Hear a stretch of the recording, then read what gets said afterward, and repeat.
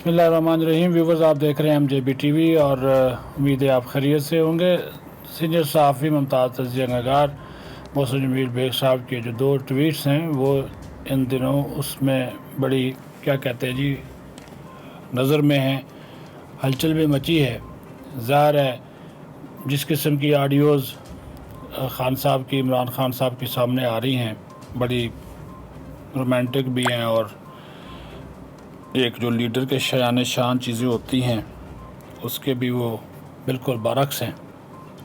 तो वो बड़ी हलचल मची हुई है और उसी वजह से ही मैंने कहा चलो उसके ऊपर डिस्कशन जो है वो कर ली जाए, क्योंकि जो मोहसिन बेग साहब ने बातें की हैं इन ट्वीट्स में तो उससे तो साफ नज़र आ रहा है कि ये जो चीज़ें इस वक्त चल रही हैं, आप ख़ुद देखें कि खान साहब वज़ीर-ए-आज़म होते हुए किस किस्म की गुफ्तगू करते थे या वज़ीर-ए-आज़म बनने से पहले किस किस्म की गुफ्तगू करते थे।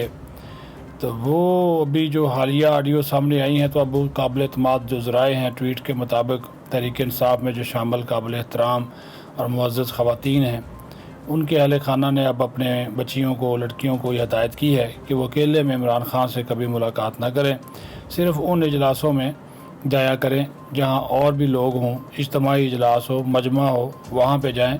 अलग मुलाकात, तन्हाई में मुलाकात करने से गुरेज करें, क्योंकि अब उनको भी इस चीज़ का यकीन हो चला है कि कुछ भी हो सकता है।